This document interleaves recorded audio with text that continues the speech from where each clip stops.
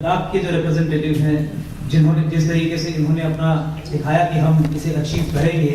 What they कम में, और जम्मू की तरफ से भी जो जम्मू के लोग इस चीज को लेकर संघर्ष कर रहे हैं वो आज इस मंच से ये कहना चाहते हैं कि हम भी किसी भी सूरत में इसे अचीव करेंगे। देखिए, नॉर्मल सोच का व्यक्ति भी अगर किसी ऐसी बॉडी को देखे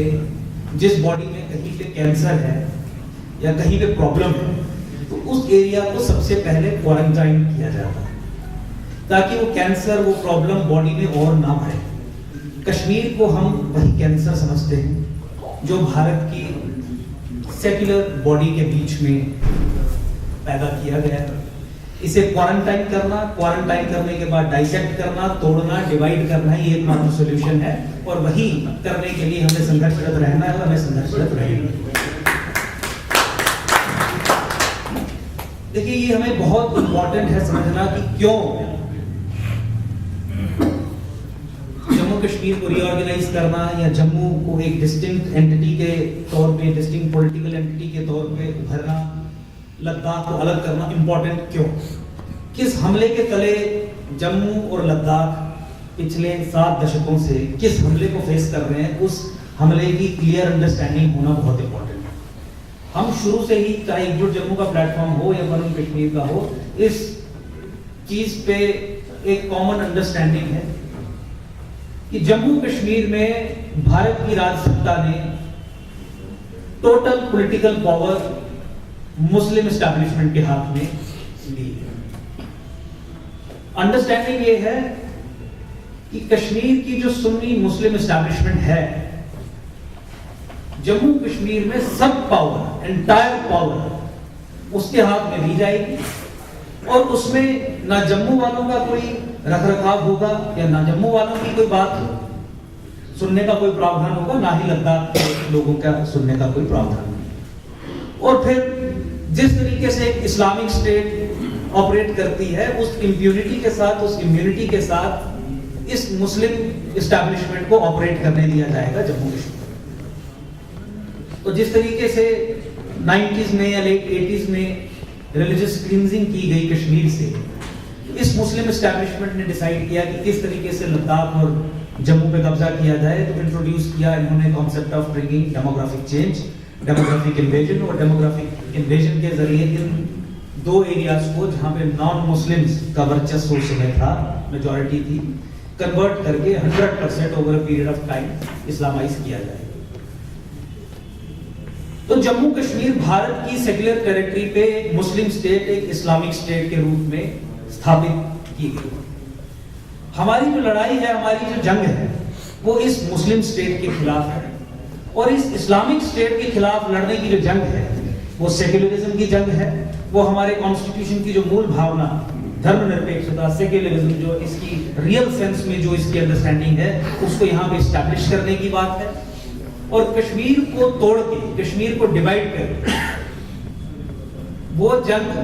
का जो प्रथम पड़ाव है, पहला जो पड़ाव है, वो जीता जा सकता है। और इसी क्लियर अंडरस्टैंडिंग के साथ हम अपनी लड़ाई को आगे बढ़ा रहे हैं। और आज की तारीख में, आज की डेट में जम्मू में भी ये क्लियर अंडरस्टैंडिंग बन गई कि जब तक हम कश्मीर की प्रॉब्लम को कश्मीर तक सीमित नहीं करें, इसे क्वारंटाइन नहीं करें और अलग होकर एक डिस्टिंक्ट एंटिटी के तौर पे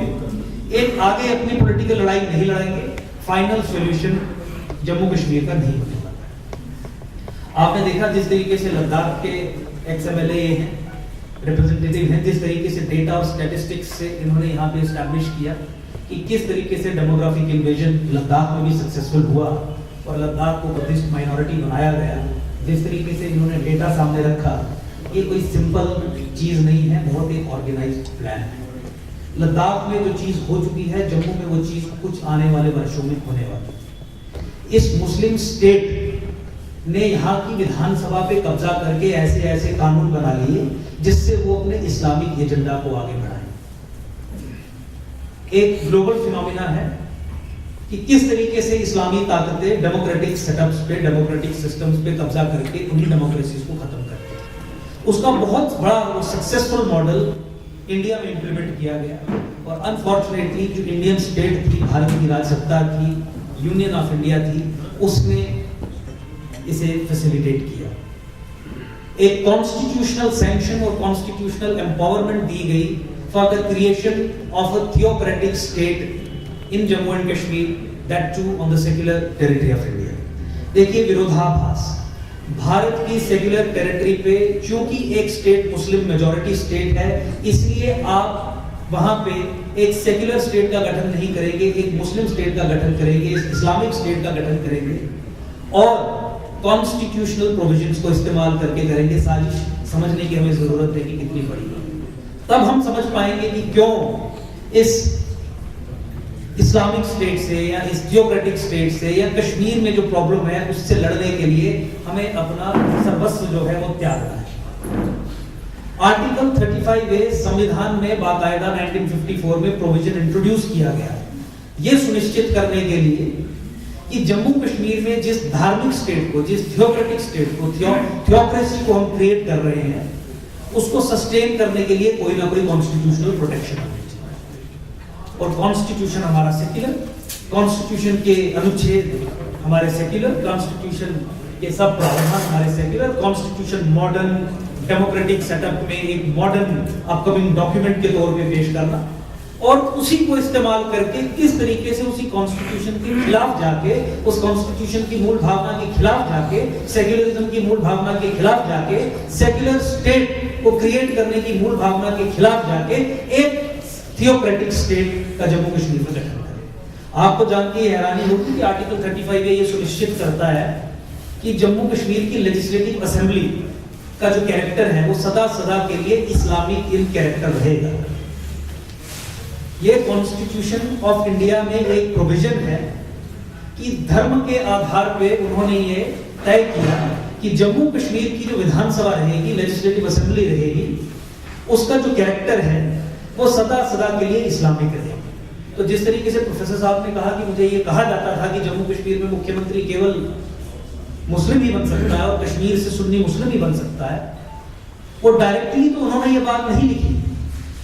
लेकिन इनडायरेक्ट तरीके से बाय इम्प्लीकेशन इस तरीके के प्रोविजन बीच में डाल के इंट्रोड्यूस करके ये सुनिश्चित किया कि जम्मू कश्मीर की सत्ता जो है, सत्ता का कंट्रोल जो है,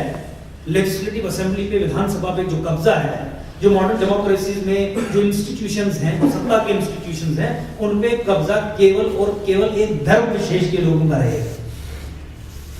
और फिर आर्टिकल 35A के दूसरे प्रोविजन में, दूसरे हिस्से में यह सुनिश्चित कर दिया गया कि इस विधानसभा को, जो इस्लामिक कंट्रोल्ड विधानसभा है, जो मुस्लिम कंट्रोल्ड विधानसभा है, जिसका कैरेक्टर इस्लामिक है, और इस विधानसभा से जो मुख्यमंत्री बनेगा वो ऑब्वियसली कोई मुसलमान समाज का व्यक्ति बनेगा, वहां की जो कैबिनेट बनेगी उसमें मुसलमान समाज का वर्चस्व होगा। इस विधानसभा के पास वो पावर्स रहेगी कानून बनाने की, ये समझने की जरूरत है, वो पावर्स रहेगी एक इस्लामिक लेजिस्लेटिव असेंबली के पास, वो पावर्स रहेगी कानून बनाने की जो इंडियन पार्लियामेंट के पास भी नहीं। कौन सी पावर्स रहेगी? तो उसमें कहा गया इस इस्लामिक विधानसभा के पास ऐसी पावर्स रहेगी कानून बनाने की जो इंडियन सिटीजन्स के अगर फंडामेंटल राइट्स को भी वायलेट करे वो कानून, तो भी उस कानून को ना ही किसी हाई कोर्ट ना ही किसी सुप्रीम कोर्ट में चुनौती दी जा सके। देखिए, सुप्रीम कोर्ट ने basic structure of the Indian constitution की बात और कॉन्स्टिट्यूएंट असेंबली में डिबेट्स हुई तो उस पर फंडामेंटल राइट्स की बात की। उन्होंने कहा कि फंडामेंटल राइट्स तो हमारे संविधान की आत्मा है। अगर हम अपने राष्ट्र को, अपने देश को इस तरीके से इसका गठन कर रहे हैं, एक कॉन्स्टिट्यूशनल फ्रेमवर्क में इसे ला रहे हैं, तो अगर फंडामेंटल राइट्स यहाँ के नागरिकों को स्टेट के खिलाफ अवेलेबल नहीं रहेंगे तो फिर इस डेमोक्रेसी का कोई फायदा नहीं। सरकार को जो असीम शक्तियां दी गई, उन शक्तियों के खिलाफ जो प्रोटेक्शन एक आम नागरिक को होनी चाहिए, उनके प्रोविजंस जो कॉन्स्टिट्यूशन में डाले गए, उन प्रोविजंस को कहा गया ये फंडामेंटल राइट्स हैं, इन्हें आप वायलेट नहीं कर सकते। पार्लियामेंट के पास भी ऐसी कोई ताकत नहीं है। पार्लियामेंट जो एक डेमोक्रेसी का सर्वोच्च इंस्टीट्यूशन है, जो एक बहुत बड़ा और सबसे बड़ा पावर सेंटर जिसको मैं कहूं वो है, उसके ऊपर भी एक राइडर लगाया गया और वो राइडर था फंडामेंटल राइट्स का। कि आर्टिकल 12 से 35 तक ये संविधान में भारत के नागरिकों को हक मिलेंगे जिसको पार्लियामेंट किसी भी सूरत में वायलेट नहीं कर सकता। 100% मेजॉरिटी भी किसी सरकार, किसी पॉलिटिकल पार्टी को लोकसभा में मिल जाए, 100% एमपी एक ही पॉलिटिकल पार्टी से चुन के भी आ जाए लोकसभा में, और राज्यसभा में भी उनका अगर वर्चस्व हो तो भी वो लोकसभा और राज्यसभा मिलके ऐसा कोई कानून नहीं बना सकती जो इंडियन सिटीजन्स के फंडामेंटल राइट्स को वायलेट करे। और इसी चीज को सुप्रीम कोर्ट ने अल्टीमेटली केशवानंदा भारती और फिर सक्सेसिव जजमेंट्स में basic structure of the Indian constitution की कहा कि आप इसमें कोई बदलाव नहीं ला सकते। लेकिन आप ये देखिए विडंबन कि जो पावर पार्लियामेंट के पास नहीं, जो संविधान पावर पार्लियामेंट को नहीं देता और जिसके ऊपर सुप्रीम कोर्ट ने कितनी बार निर्णय दे चुका है, वो पावर यही की पार्लियामेंट ने चोरी से छुप के 1954 में यहाँ की इस्लामिक विधानसभा को देगी कि भारत की धरती पे केवल एक Muslim majority area, Muslim majority state, वहां की विधानसभा जिसका चरित्र सदा सदा के लिए इस्लामिक रहेगा, वो ऐसे कानून बना सकती है जो भारतीय नागरिकों के फंडामेंटल राइट्स को वायलेट कर सके। ये साजिश इतने बड़े लेवल की, और इसीलिए आपने देखा कि किस तरीके से महबूबा मुफ्ती या national conference PDP Kashmir based political parties ने इसी विधानसभा को इस्तेमाल करके एक ऐसा कानून बनाया, J&K state lands vesting of ownership to the occupants act, जिसको रोशनी एक्ट के नाम से भी जाना जाता है, जिसके तहत धर्म विशेष के लोगों को सरकारी जमीन की बंदरबांट करने के प्रोविजंस इंट्रोड्यूस किए। क्या धर्म के आधार पे या धर्म को आधार बना के क्या किसी कानून को किसी भी स्टेट के द्वारा बनाया जा सकता है? एक सेक्युलर डेमोक्रेटिक पॉलिटी में क्या कानून कम्युनल एजेंडा को आगे बढ़ा सकता है? क्या ऐसी एम्पावरमेंट, क्या ऐसी सोच किसी विधानसभा की रह सकती है? लेकिन जब आपने, भारत की राज्य सत्ता ने उन्हें एक कॉन्स्टिट्यूशनल सैंक्शन दी है इस तरीके के काम करने की, तो फिर वहां की विधानसभा इस तरीके के कानून बना सकती है। लेकिन हमने उस कानून को चुनौती दी और 2014 में उस कानून के ऑपरेशन को स्टे करवाया। उसके बाद कुछ दिन पहले हमने जो उसके बेनिफिशियरीज थे, जिसमें 99% मुस्लिम समाज के लोग, जिनको बाहर से लाके जम्मू के हिंदू बहुल क्षेत्रों में बैठा के स्टेट लैंड उनके नाम पे कर दी गई थी,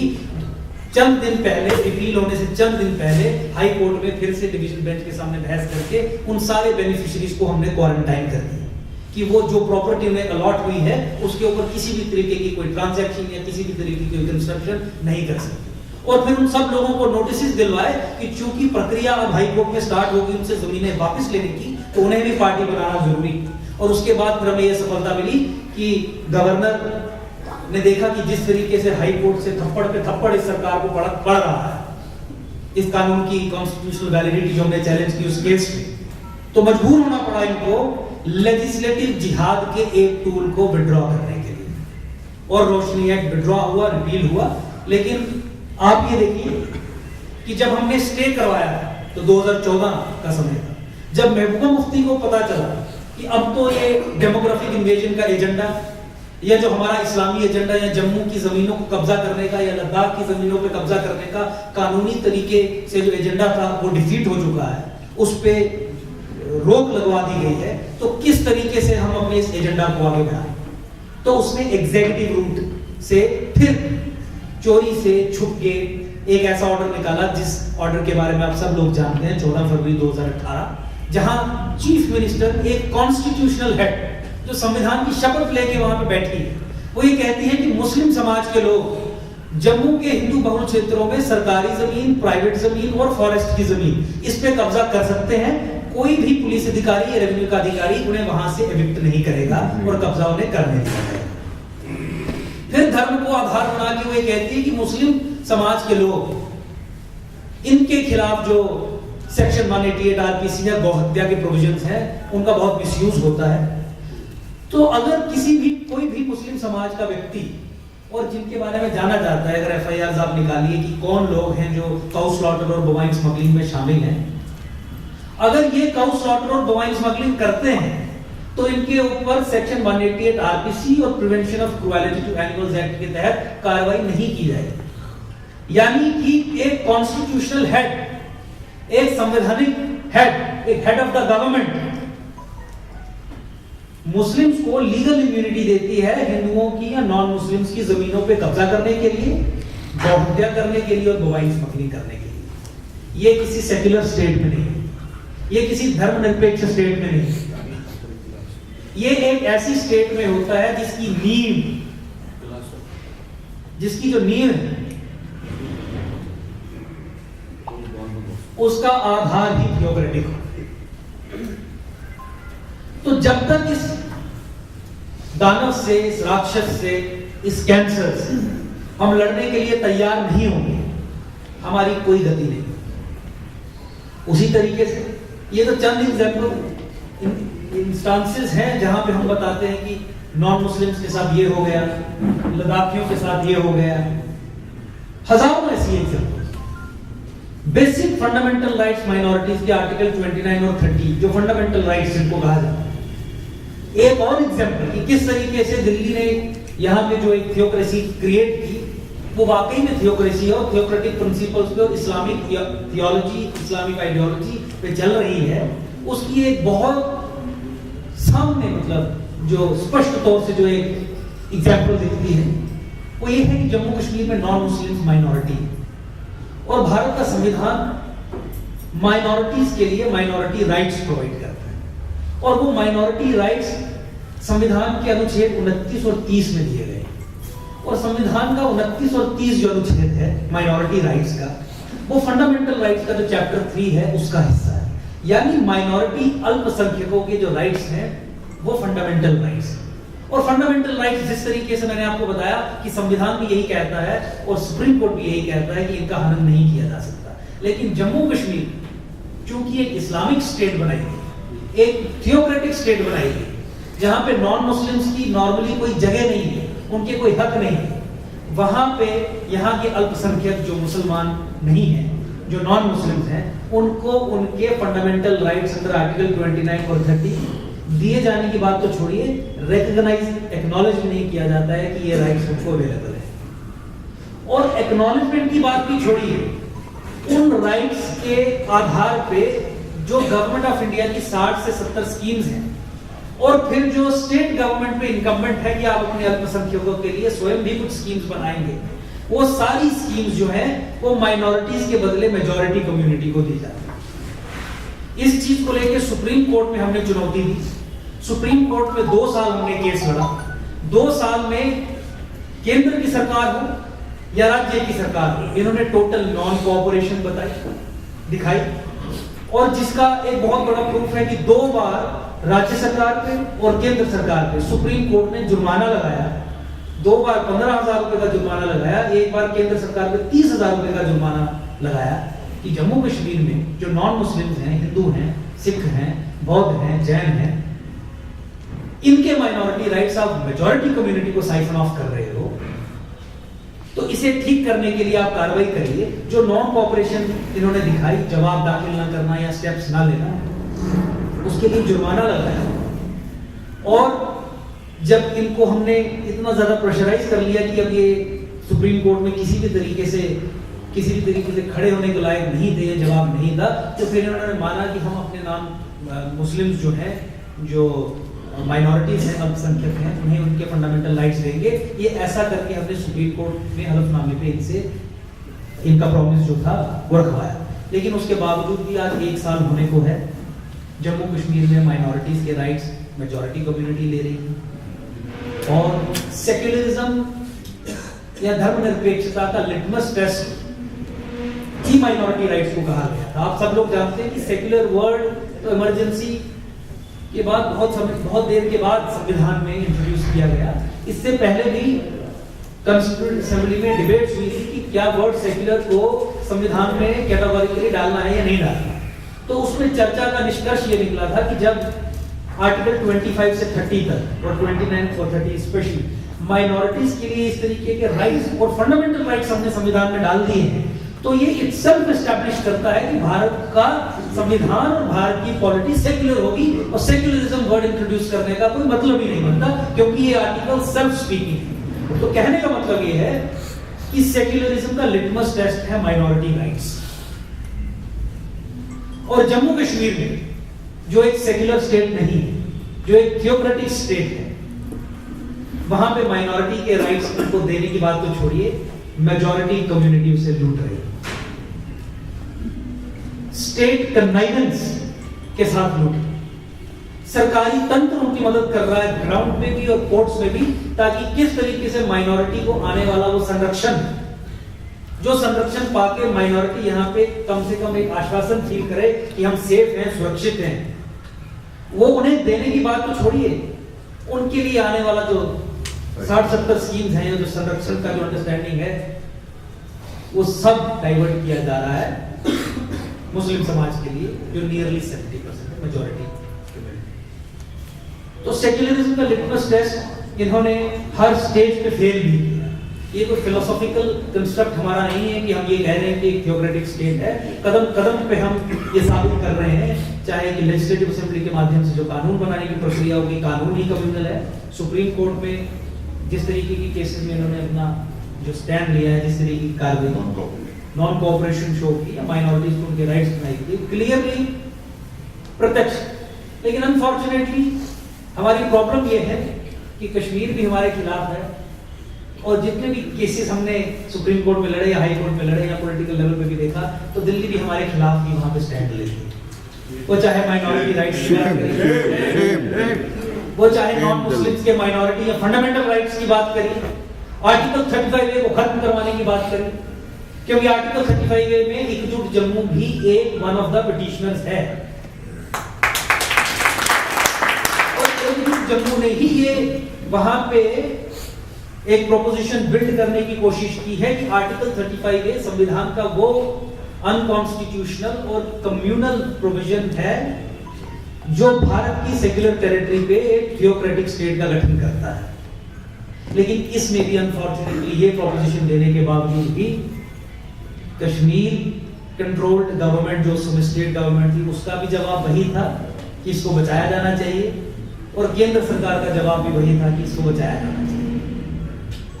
तो बॉटम लाइन ये है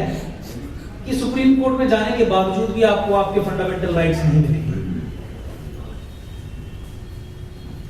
इनसे लड़ने के बाद भी आपको यह महसूस होगा कि आपके पीछे आपको अबेंडन कर दिया गया। रसाना में एक बहुत जेन्युइन डिमांड और जिसको लेके पब्लिक डोमेन पे सफिशिएंट एविडेंस था, जिसके आधार पे ये कहा जा सकता था कि जो इन्वेस्टिगेशन है वो फेयर नहीं हो रही है और एक इस्लामिक एजेंडा को आगे बढ़ाने की कोशिश की जा रही है, और डेमोग्राफिक इन्वेजन का इसमें एक जो एंगल है उसको महबूबा मुफ्ती स्पीयर हेड कर रही है, और इस केस को इस्तेमाल करके जम्मू को बर्बाद करने की, जम्मू को तोड़ने की साजिश जो है उसे फलीभूत करवाया जा रहा है। उसके बावजूद भी हमने देखा कि हमारा साथ देने वाले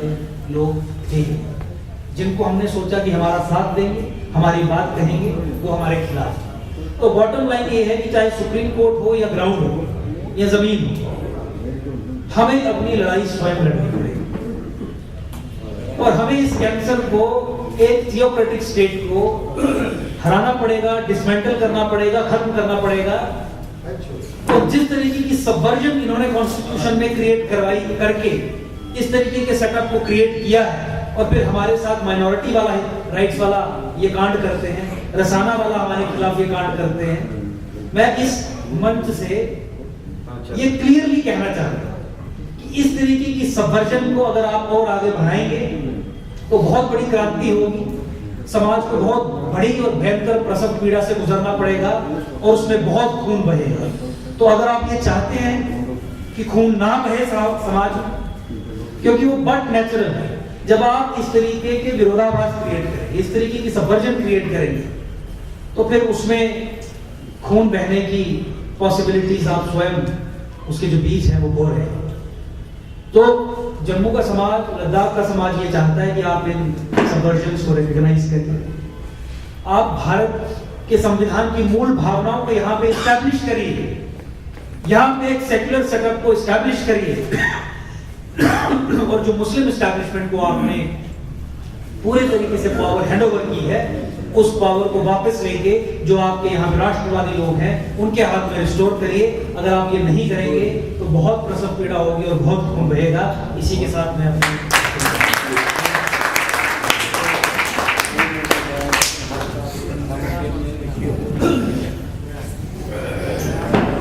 मैं अंकुर जी का धन्यवाद करता हूं कि उन्होंने अपना रिजॉल्व और अपनी मंशा पहले ही जाहिर कर दी कि state has to be organised, Kashmir has to be divided, that is the only solution. And he also said that we all are committed to work together, Jammu, Ladakh and the region of Kashmir. Jammu Kashmir is part of that, and we will definitely work towards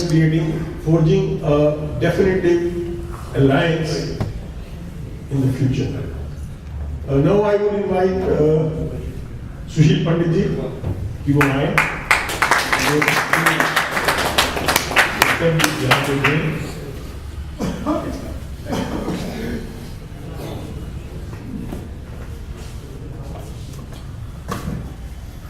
मेरे मार्गदर्शक और सभा के अध्यक्ष